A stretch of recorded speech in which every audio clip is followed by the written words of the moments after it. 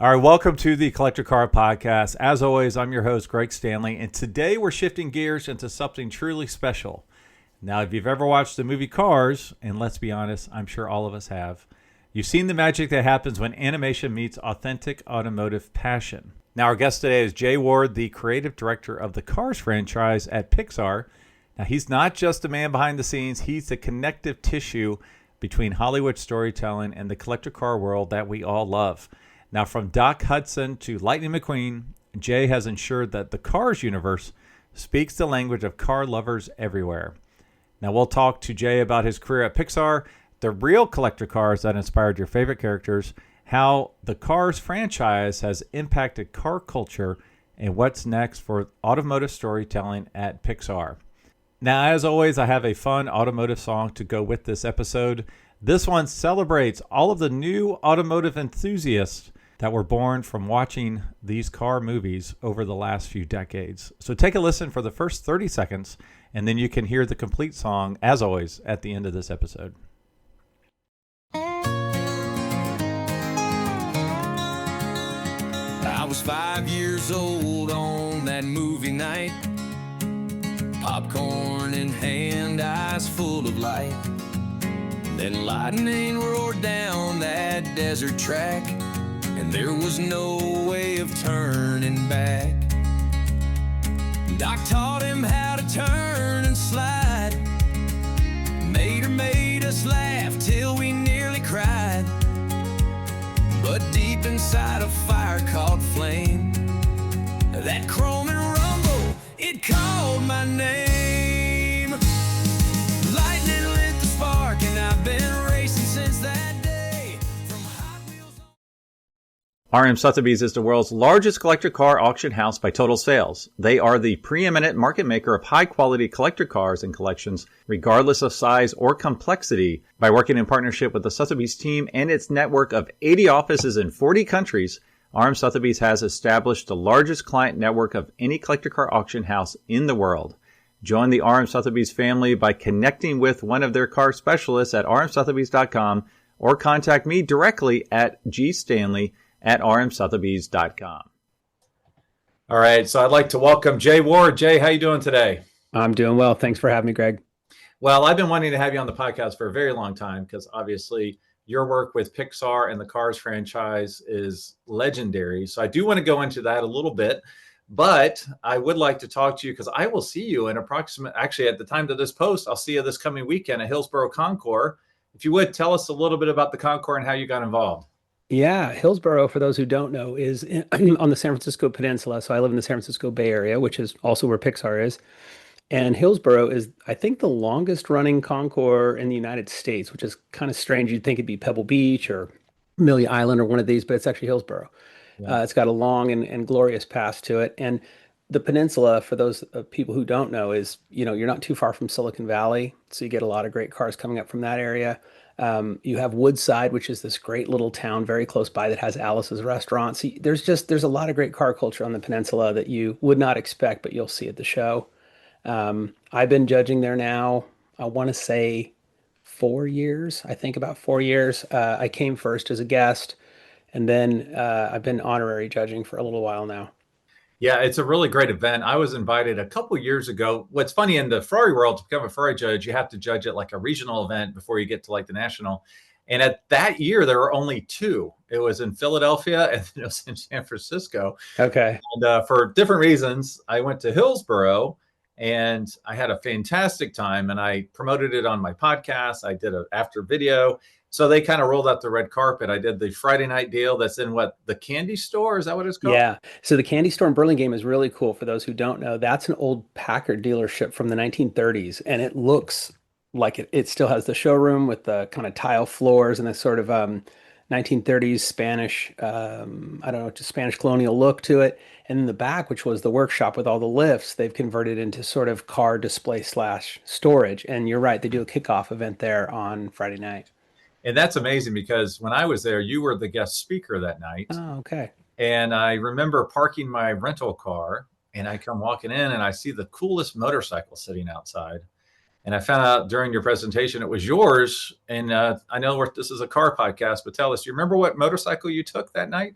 I'm guessing it was the Triumph Thruxton that I Yes. have. Yeah, so it's a 2016 Thruxton 1200R, which is a modern Triumph that looks like a very vintage cafe racer. It even has fake amyl carburetors that are actually fuel injectors. It's water cooled, but the radiator's hidden. And it sounds cheesy, but it actually all it's a great sum of parts that you look at it and you just see a bike from 50 years ago, but it's completely modern. And it Okay, I did works. not know that because I thought it was a 50s cafe racer. I didn't look at it too close, but I was impressed by Yeah. that one. So yeah, and so getting back to the Concours weekend, so they, like I said, they rolled out the red carpet. The next day, Saturday, they have a countryside tour. Now I know it's kind of quiet. They won't say exactly where they end up. So Yeah. if you want to go on this tour, go to their website, check it out. It's in my podcast description, but it's worth it. And so when I went, Dell was the lead car. He's like, "Hey, jump in the car with me," which happened to be a 66 Mustang convertible, which is one of my favorites. And, we went through the redwood forest. Then we ended up at a private collection. That was amazing.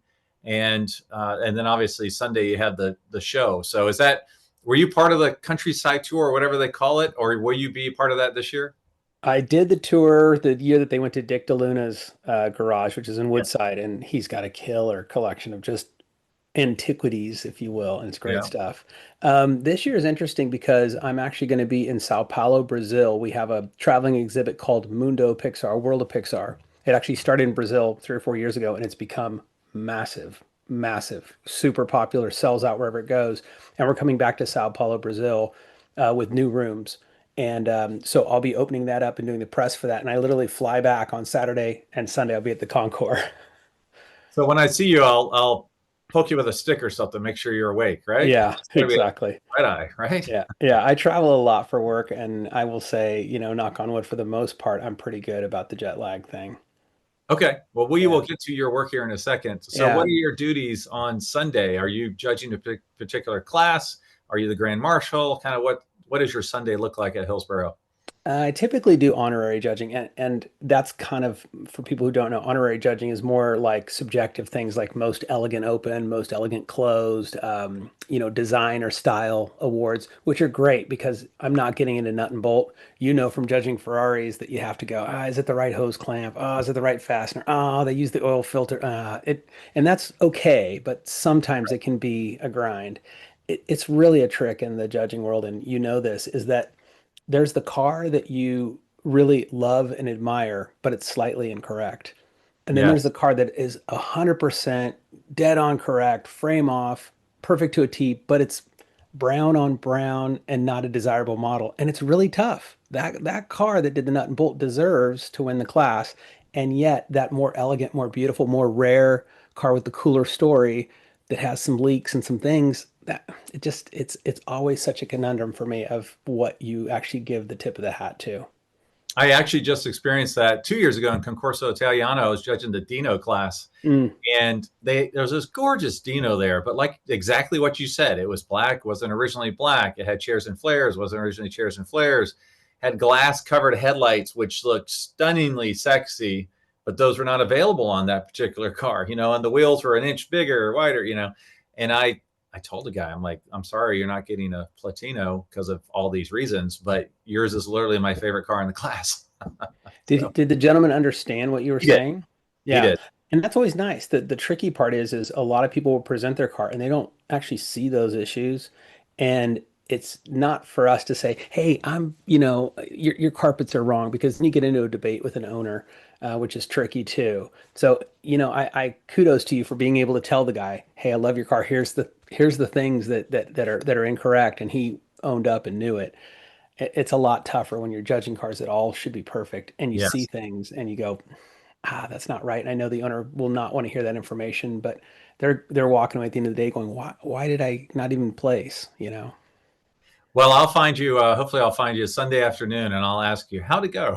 Yeah. For Ferraris, are you judging all Ferraris this year? Or is there a particular class? No, this year I'm doing, I just got the list. I like the 328s, the Magnum PI Ferraris. I typically like to judge older stuff. Uh-huh. That's what I was given this year. So, Okay.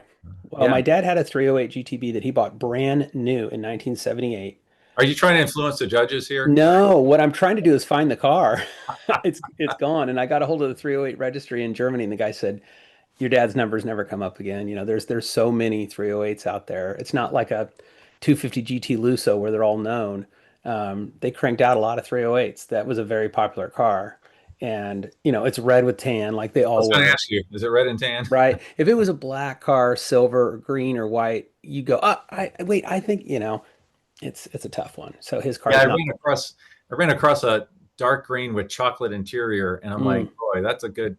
Any color combination you don't typically see is kind of cool, you know. Always cool. I saw a white 308 GTB at Pebble, I don't know, 4 or 5 years ago, and the license plate just said not red. I was like, yes, yes. That's a good way to look at it. Yeah. Well, I'm sure I could talk to you about 308s all day, but let's talk about some of the Pixar stuff if that's okay. Before I do that, June the 22nd, Hillsborough Concours Elegance. You can go to hillsboroughconcours.org to get your tickets and figure out more. Like I said, it'll be in the description as well. But all right, so we're taking a little break from talking to Jay Ward to learn a little bit more about the Hillsborough Concours Elegance. And to help me do this, I wanted to have Glen Egan on. Glen, how are you doing today? Cheers, doing grand. Thank you very, very much for having me. Yeah, I appreciate it. So you head up this wonderful weekend, don't you?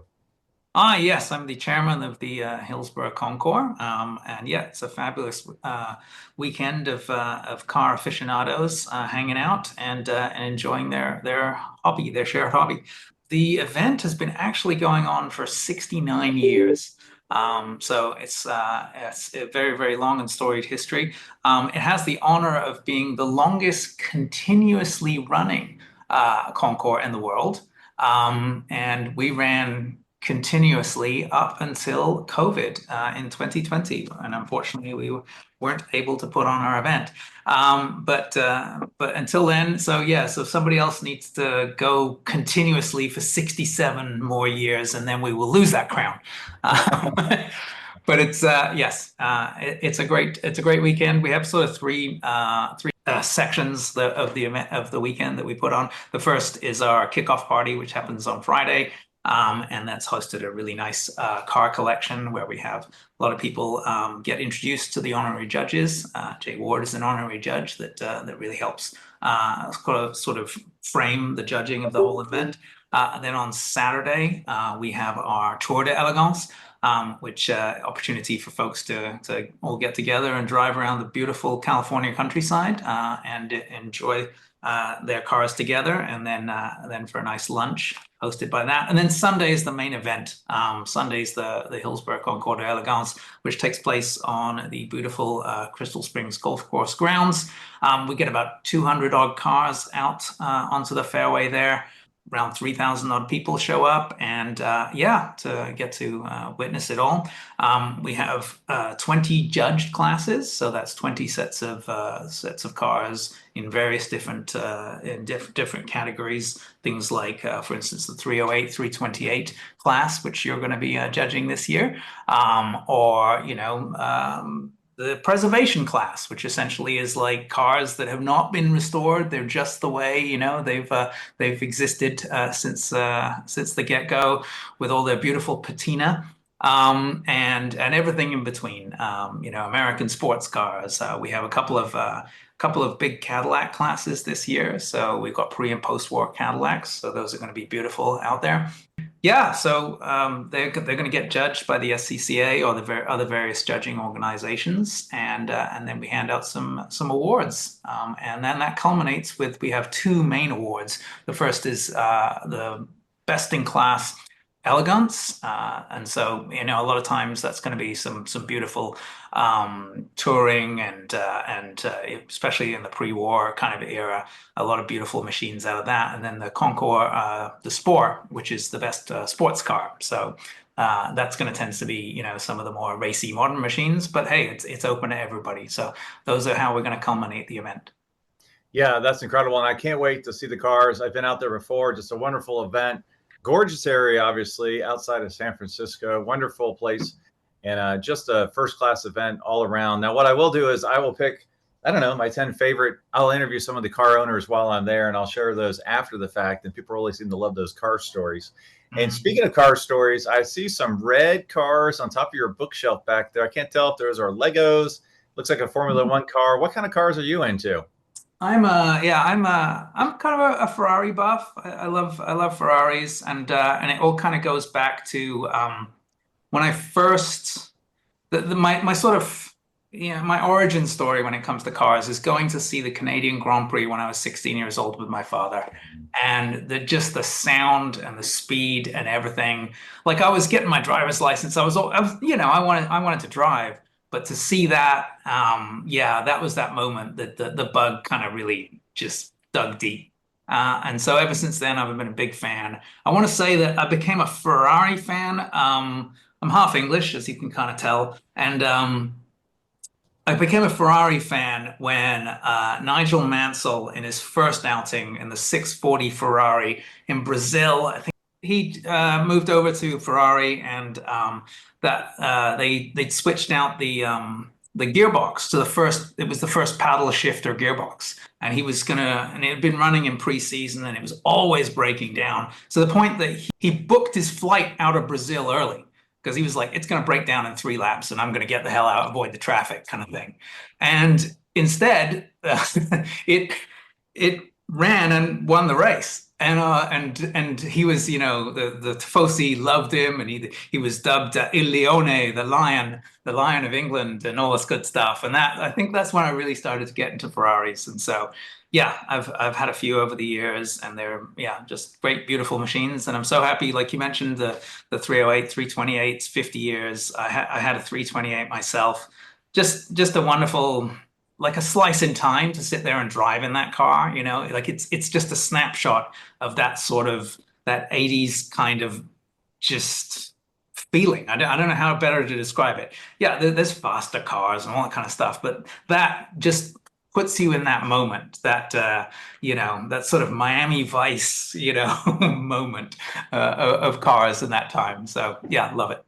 That's what's so great about cars is they'll transport you back, to whatever experience you had with it in the past, which is so wonderful. So, well, let's see. We can find out more about the Hillsborough Concours Elegance by going to your website, hillsboroughconcours.org. And again, it's on June the 22nd. On Sundays, the big concours, but obviously we have the Friday night party at the candy store, right? Yes, always a great bash, always a great opportunity. We get to introduce the honorary judges. We really, really appreciate their expertise. You've been chatting with Jay Ward. He has great depth and experience in the car community. And it's just a way to sort of connect, past, present, and future there. So it's it's a great menu. Speaking of Jay, we better get back to his interview. But Glenn, thanks so much for being on the Collector Car Podcast. Awesome to be here. Thank you very, very much for having me. Let's talk a little bit about Pixar's, because I think there are a whole generation, multiple generations of car enthusiasts, I believe, were inspired by those movies. I have a nephew of mine, Christian. He would recite the words, every line, every time he saw the movie. It was unbelievable. It was uncanny. His parents said he wants to watch it over 200 times. So, wow. Like, how did you get started in that process at Pixar? I don't need, your whole career journey here, but I mean, that's pretty interesting to be, creative director on something that's become such a worldwide phenomenon. Yeah, and it was definitely serendipitous and definitely like a didn't see it coming kind of thing. I started at Pixar on Monsters Inc. As a PA, which was an entry level position, and worked on that film for a few years.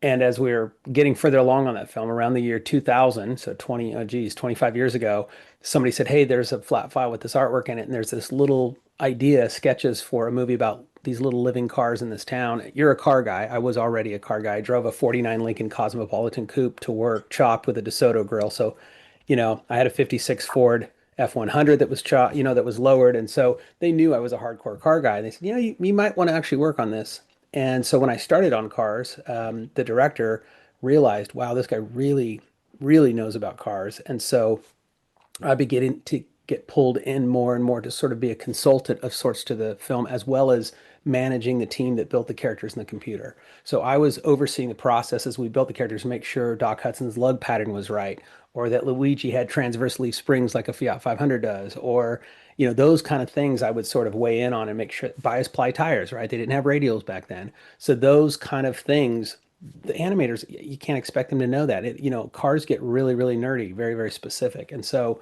I just help them. And from watching the movie Cars, we got all those details right, the sounds, the look, the way the cars move.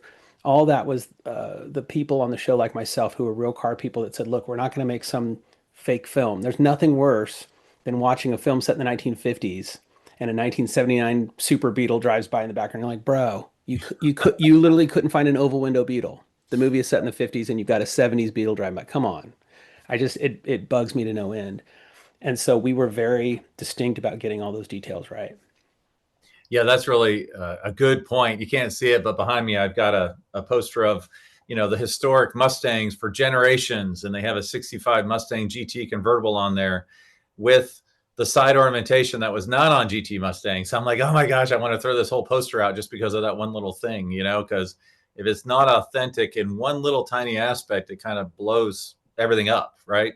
Yeah. Yeah. And it's very easy for a person who's not a car person to just not see it, overlook it. But for car people who are, it's really hard to overlook it. I think one of the films that does it really well is American Graffiti, and there's some things that are wrong on that film, but you get the feeling and the vibe of 1962. And he really selected the cars that best fit the personality of the characters in the film. And when I watched that, it holds up pretty well considering, because George Lucas was a hardcore car guy. He raced a Cobra for a while. He lived in Modesto in the Central Valley, which is where I went to high school. I went to his rival high school, and it's a car town. And he made that film only 10 years after, 12 years after he graduated high school. So it was all still very fresh in his mind of casting the right cars for that film. That's crazy because I saw a fact about that. It would be like, let's make a movie about 2013. It's like, well, nobody wants to make a movie about 2013. No, and everybody told him don't do it. It's just like Star Wars. He was told this is going to fail. This isn't going to do well. Don't do it. But you got to go through that. So what was that like the casting process? I know you were probably involved in, I don't know, were you involved in the casting process? Like, how did it come out that, we want these folks, for these particular roles? Did you have any input, or was it kind of, get your blessing at some point? I mean, Paul Newman, so iconic. Yeah, very iconic. And actually one of the last movies he did before he passed away was Cars, which is pretty incredible that, the guy had the most storied film career you can imagine and was a race car driver. And that was the film he ended on, which is pretty cool. Yeah. To answer your question, it's funny.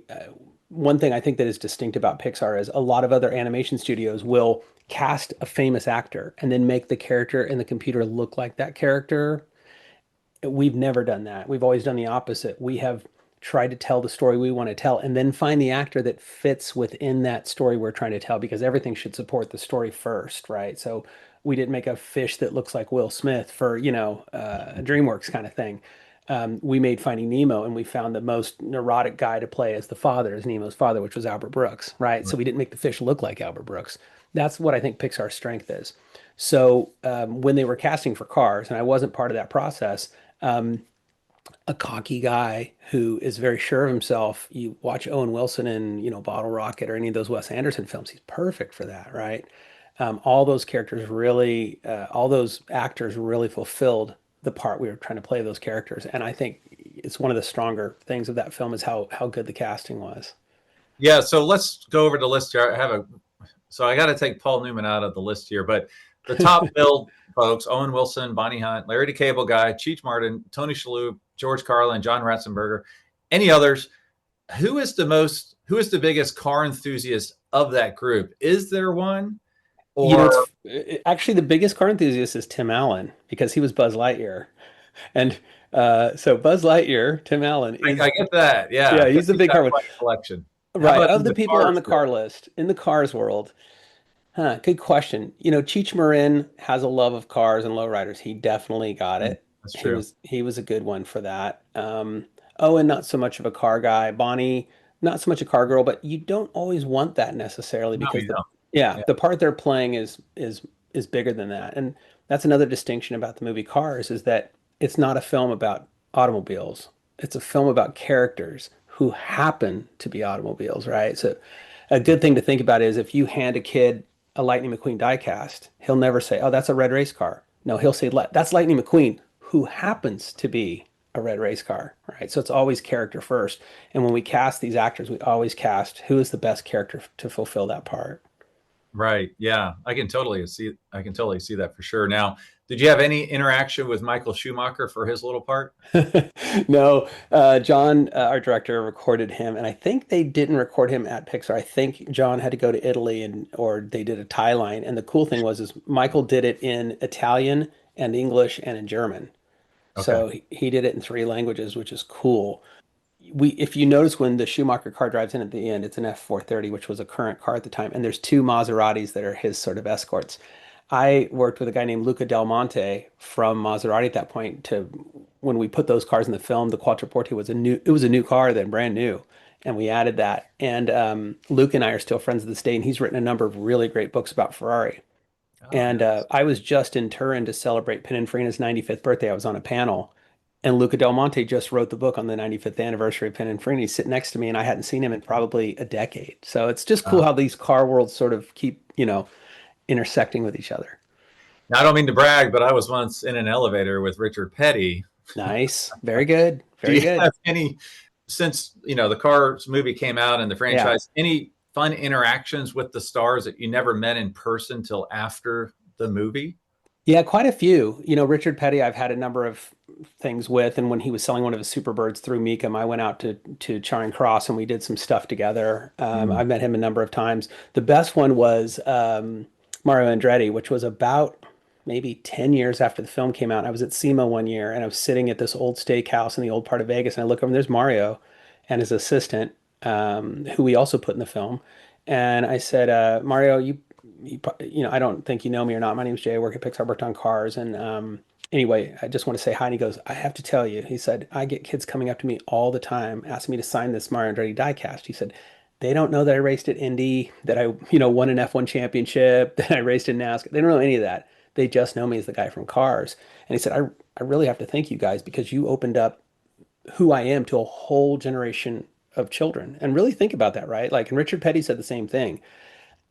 It caused people under 30 years old to know who these legends were in racing. That's pretty significant, that a film brought a highlight to these guys who would have sort of been beloved by their generation, but nobody younger. Right, right. Yeah. What other ways have you seen the impact in the next generation? Because I know in the car world, everybody's concerned about the next generation. Like, who's going to take care of the 50s Ferraris or the 40s pre-war cars, brass era? Like, and Yeah. all the car stuff that you do, what kind of next gen trends are you seeing? And maybe they came out of the Cars franchise or not. Yeah, I mean, we're the film next year, 2026, will be 20 years old, which is hard to believe, right? So Cars is now becoming generational. You now have young parents who maybe saw that movie when they were kids, and that's hard to wrap your head around, but that's kind of where we're at, right? Toy Story's 30 years old this year, right? November of 2025, Toy Story came out in November of 1995. So anyway, next year, 20 years for Cars. Daniel Suarez, NASCAR driver. Hey, I had a Lightning McQueen poster on my wall, grew up. Lightning McQueen is who I wanted to be. That's how I got into NASCAR. Liam Lawson and Isaac Hadjar are racing right now for the Red Bull team. Both of those guys grew up loving the movie Cars and loving Lightning McQueen. He was a hero to them, and now they're racing. So in a strange way, we have a generation of race car drivers who grew up watching the movie Cars and wanted to be Lightning McQueen. So I think that's pretty cool. Yeah, that's very, very cool. Now, my nephew is not a NASCAR driver, but he is going to be. He's going to baseball scholarship to college, so he's performing in other ways, which is really cool. Okay, Yeah. not bad. I was going to say get him into shifter carts, but no, he's doing baseball. Okay. So, what is the future for the Cars franchise? You're headed to Brazil. That's sounds like that happened on its own, kind of thing. Is that right? Yeah, it's interesting. We have Disney offices around the world, and our Latin America office reached out during the pandemic and said, "Hey, Brazil specifically has a deep love of Pixar, not Disney, Pixar. They actually know the difference. A lot of people go, oh, it's all Disney, Disney, and they don't understand that Pixar Animation Studios is a separate studio 350 miles away from Disney that make completely different films. It's all just Disney to them, and that's okay. But Brazil understood and had an affinity for Pixar films. And so they asked, could we create this experience for people who don't have a Disney park near them, right? You live in Brazil, Disneyland's not very close. Mm. How do we bring the love of our films to them? And I helped them design a 30 plus thousand square foot pop-up experience where you buy a ticket, pretty nominal price. You go in a time slot and you walk through Pixar films. In every room, you're completely immersed in that movie, completely. Sculpts, music, lights, the smell of food in the Ratatouille room. And when you're in the room, you can't see any other film. You're completely in that movie in that moment. The soundtrack is playing and you're sort of transported to another time and place. And you do that room by room by room and you find your favorite Pixar film and just live in it for a moment. And that we opened that in Sao Paulo in, I want to say 21 or 22. We had capacity for like 300,000 people to walk through, and we pre-sold 270,000 tickets. It just, people just went Uh, bonkers. It completely sold out. We sold months worth of merchandise within a few weeks. So we moved it to Rio de Janeiro and it sold out again.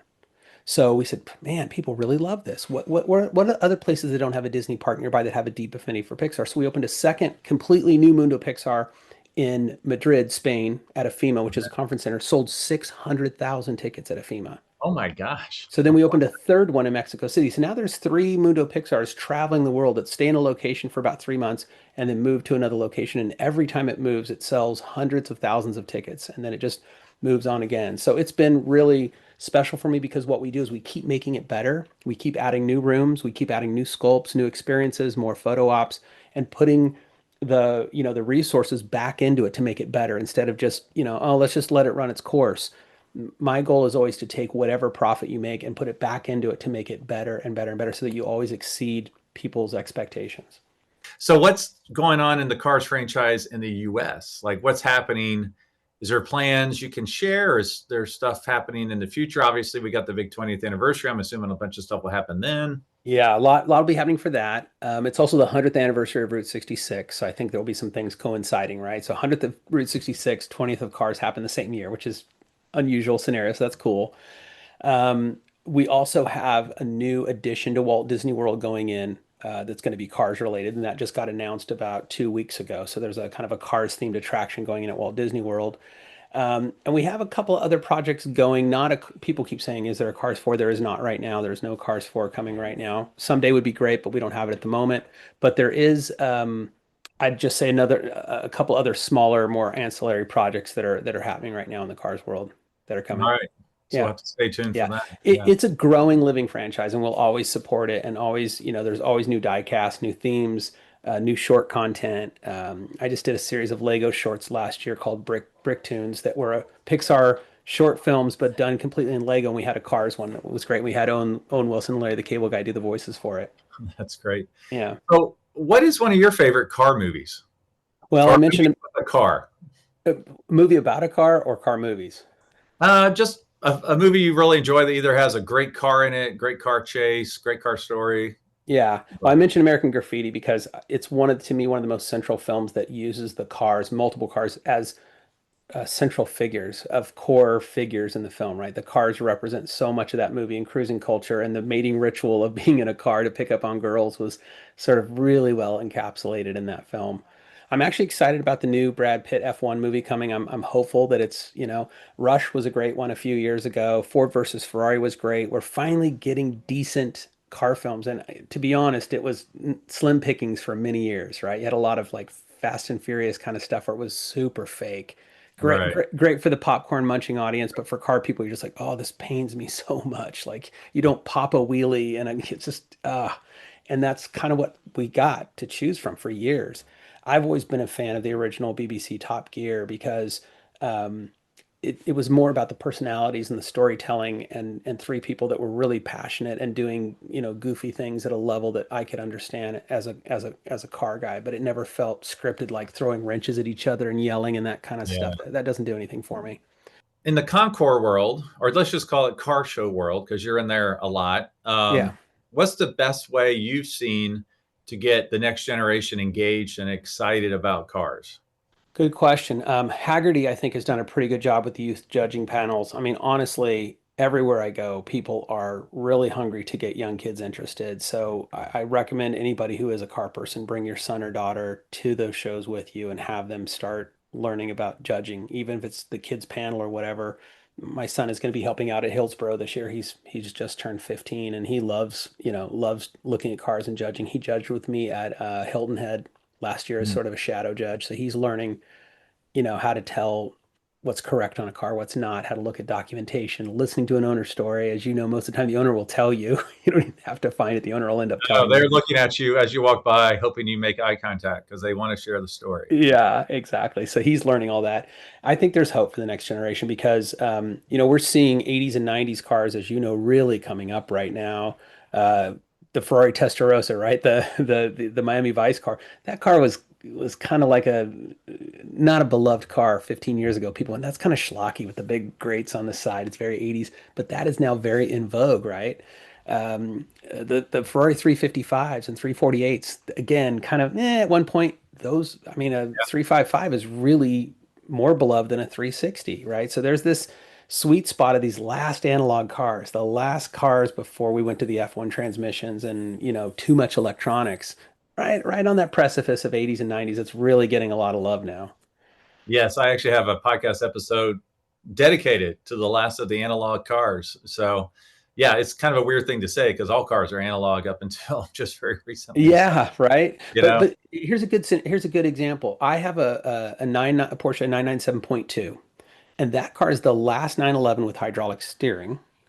It's the last Porsche that has a key to start. It's the last one that doesn't have an auto stop start where the engine dies every time you pull up to a stop and you have to disable it. It doesn't have any of that stuff. When you lock the doors, it goes chunk and yeah, locks the doors, right? Cars don't do any of that stuff anymore. yeah. Everything we've gotten so good with electronic assists to everything that most of the physical things that used to open and close or click that to me are part of the audio sensory thing of driving a car. Those are gone now. So I like driving a 997.2. To me, that's kind of really the last kind of sports car 911, smaller. The newer ones are fantastic, but they're Grand Tour, they're a GT, right? Yeah. Just it's a different thing now. But that's the kind of cars that I crave. It's funny because people would joke the anti-theft device is a manual transmission, right? Yeah. Well, you can almost make the argument the anti-theft device in the future is going to be a key because they'll be like, what is this? Where do I Yeah. put it? I don't know Ha- what's yeah. I'm in the car. Why isn't it starting? Yeah, right. pretty Well, much. who came up with the idea, or were you part of the decision-making process to animate the cars not with their eyes as the headlights, which has always been done, Yeah. and put the eyes in the windshield Yeah. or a more expressive kind of look? Yeah, that actually credit has been given to Disney because in 1952 they did a short film called Susie the Little Blue Coupe. That's one of my favorite short films. You can watch it for free on YouTube or it's on Disney Plus. And it was a little car that was alive that had an owner that bought it in 1952 and the eyes were in the windshield. And what we realized from watching that was how much it opened up the expression of the vehicle, right? Because when you put the eyes in the headlights, I'll give you an example here with the die cast, if I can hold it up in front of me. This is Louise Nash from Cars 3. The eyes are back here, right? If the eyes are down here, you basically have the head of a snake. It's all down low and everything's down low. And as soon as you start turning to the side, the face goes away. But by bringing the eyes back here, now you got the head of a horse or a dog. You got a snout with a mouth in front and the eyes back here with this long nose, and the front wheels can become shoulders. And so you get, open up all this acting ability that you wouldn't have. And by limiting it just to that, it really limits what you can do by putting everything in the front. This opens up a whole big face that you can look at and really get a lot of expression out of. So yeah, 1952, Suzy Little Blue Coupe did it first. Well, I'm glad I asked that question. I'm glad you had a car handy. Strangely enough, I got plenty of die cast on hand if you ever need to borrow something. All right, so let's get out of Pixar. Let's get out of the Hillsborough Concours and tell me. You mentioned the Porsche you have in your garage. Is there another fun car you can share that's in your garage? I've got not quite a few cars. I've got a few cars, and I'm looking right now for what's next, but I do have the 997.2. And what's cool about it is we were talking about cars that are unusual colors. Mine is Porsche Racing Green Metallic over Sand Beige, which is basically British Racing Green. It was ordered by Porsche Cars North America as a launch car. So it was ordered as a press and media vehicle. So it's really well equipped, brand new in 2009. And those are sort of hen's teeth kind of cars now because everybody wants the launch cars had the neat colors. And then they weren't, everybody who went in and bought one bought black, silver, white, maybe dark blue. So finding a Porsche Racing Green Metallic 997 is hard to find. I've got a 76 911S, which is nothing special. The 74 to 77s were the most unloved 911s forever because they had smog stuff on them. They're narrow body. They're 2.7 magnesium cars that leaked oil. But when you get those sorted, they're fantastic. They're the last of the narrow body pre-SC cars, and they're really great when you get them sorted. My car is a California car in Minerva Blue Metallic, so another great color. I've got a 57 Pontiac Safari station wagon, which is basically a Nomad, but Pontiac's version, which had a longer wheelbase and a Pontiac engine. I bought that when my daughter was born to take her to school. I just sold a 39 Mercury convertible that was a Westergaard pre-war style custom, a tail dragger that had Zephyr bumpers and Oh, Studebaker tail lights on it. That was a nice car, very Art Deco. I've got a 29 Model A Roadster with a Cadillac 331, very traditional 50s style hot rod that I built with hand tools in my garage when I got married that I've driven to Bonneville and back. wow. Really fun car. I've got deuce rails ready to go under it. I've just never done it. And then I've got a bunch of motorcycles and motorcycle projects. And you like Italian things. I just picked up a 92 Ducati 851, which was the last of the pre 916 bikes that had the Desmo four valve heads, water cooled, fuel injected. That was really a race bike for the street. That had 100 horsepower in 1992. That bike was a beast. Yeah. Yeah. Yeah. Well, that's amazing. Yeah, it's interesting. What's the connection between hot rods and Porsches? Because they're kind of opposites. It's funny, they're actually very well connected. When you go back, look at James Dean. You know, what did he do? He went out and raced a 356 and then a 550 Spider. Early Porsches had the same theory as hot rodding, which is lighter is faster, right? So hot rod was about stripping off fenders and stripping off extra weight to get the maximum power to weight ratio. And that's what Porsche excelled at in the early days, right? You also have a vehicle that is sort of meant to be customized, right? The early 356s, almost everybody put, Nerf bar bumpers and lighter wheels and lowered them down. And, you see what Rod Emery does with the Outlaw stuff now, right? It's the same thing of customizing, of not leaving things stock. And I think there is a through line between Porsches and hot rods. Yeah. No, I can see that. You explained it very well. I typically think V8 front engine can handle, Porsche flat six rear engine can handle, Yeah. perspective.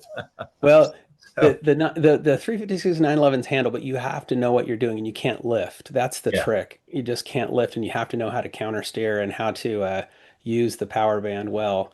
Uh, I'll tell you a really quick story. The way I got into Concours judging in the first place was I was at Pixar one day, and across the street from us is a place called Fantasy Junction that sells high-end European and exotic cars.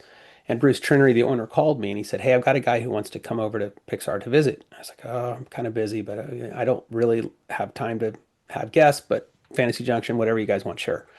And it was Bill Warner from the Amelia Island Conqueror, who I didn't know, and his wife Jane. And I gave them a tour, and he was a nice guy. And we started talking about Edsel Ford and his designer, which was E.T. Gregory. And we both had this love of E.T. Gregory designs. And he used to own the Edsel Ford Speedster, which I didn't know. And so he's like, "I'll send you a die cast of it." And I said, "Oh, wow, thank you. Super, amazingly nice guy." And then Bill said, "Have you ever judged at a Concours?" I'm like, "No." And he said, I think you should. He says, "Just let me ask you, what's your favorite car?" And I said, "I've got my list with me. Do you want my top 50 American or European?" He's like, "Okay, you need to judge at a Concours." So he invited me to judge at Amelia Island. I think this was 2015, so 10 years ago. And he had me honorary judge with Hurley Haywood. And I was like, no idea what I was doing, but really learned and loved it, and judged at Amelia for many, many years, and still one of the judges at Amelia. And that opened up the door to all these other things that eventually led to Pebble Beach the next year. And I also judge at Villa d'Este, which I just got back from about 2 weeks ago. So it opened up everything. I always say, "Bill, you're the reason I got into Concours judging, really." It's funny. Bill's been on my podcast, I think 4 times, and a super nice guy. And my quick Bill Warner story is I didn't really know him until 4 years ago or so. And I grew up in Jacksonville. Okay. So I'm hanging out. He invites me to his warehouse. I get to his warehouse. A half mile in one direction is where our vet was for our animals growing up.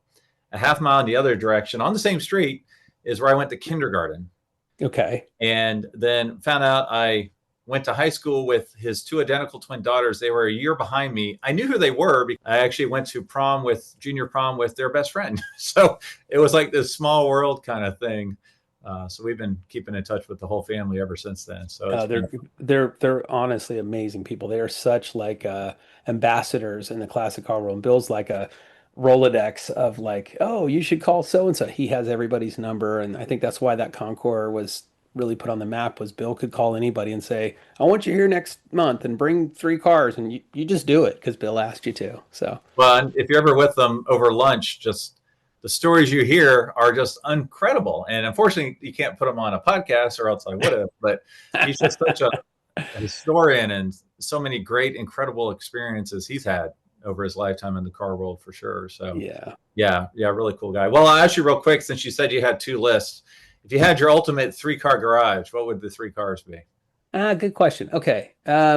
I have never really had a meaningful classic Ferrari. I would have a 250 GT Lusso to me for Ferraris. That's a great one. Put that aside. I like weird Italian stuff. I think I would like to have an ISO Revolta as a daily driver, because it's got a small block Chevy and yet it's got Italian looks, kind of that great Bertone design. Grifo? You want the Revolta? I actually like the Revolta. I think the Grifos are cool, but I'm more of the 60s than the 70s, and Grifo gets much more curvaceous. I'm more 50s, 60s cars. And then the last one, if I did something American, I'd do a Continental Mark II. I think those are great cars, or a 65 Riv for my American car, something like that. You got to have, one Italian, one American, and then maybe one German. Although it'd be hard to leave a Porsche out of there, because I do love Porsches a lot. 3 cars, that's it, huh? Yeah, that's it. Yeah, Oh, I was man. kind of on the same. It changes all the time. It does. I picked a 275 GTB. I always Four loved four cam or 2 cam? 4 cam. Long nose. Long nose. Alloy. Doesn't have to be, but It's your money. It's your money. Yeah. Do whatever you want. I also would pick, it's going to sound weird, the Buick, the big convertible 53. Oh, Skylark? Skylark.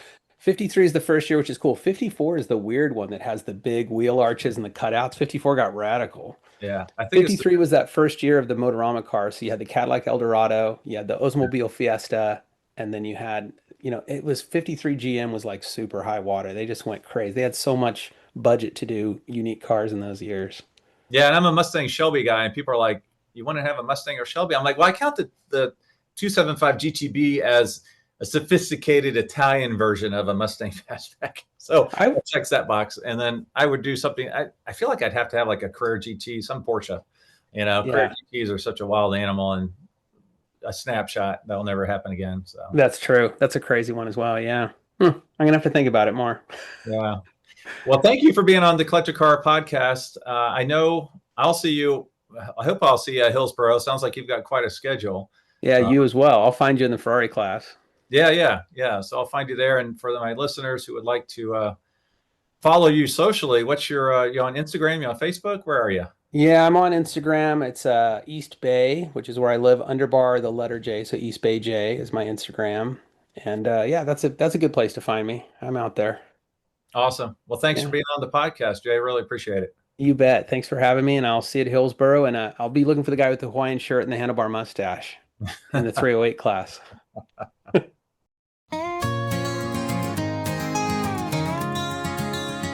I was 5 years old on that movie night, popcorn in hand, eyes full of light. Then lightning roared down that desert track, and there was no way of turning back. Doc taught him how to turn and slide, made us laugh till we nearly cried. But deep inside a fire caught flame, that chrome and rumble, it called my name. Lightning lit the spark, and I've been racing since that day. From Hot Wheels on the carpet to dreaming of Monterey. I saw more than just a movie, I saw a world come alive, where cars had hearts and stories, and they made me want to drive. Yeah, lightning lit the spark, and it's still burning in the dark. I drew flames on every notebook page, played pit crew chief like a kid on stage. Every V8 rumbled down my street, felt like Radiator Springs beneath my feet. I learned the makes, the years, the sound of Mustangs, Mopars, classics found. In every car show that I go see, feels like McQueen is riding with me. Lightning lit the spark, and I've been racing since that day.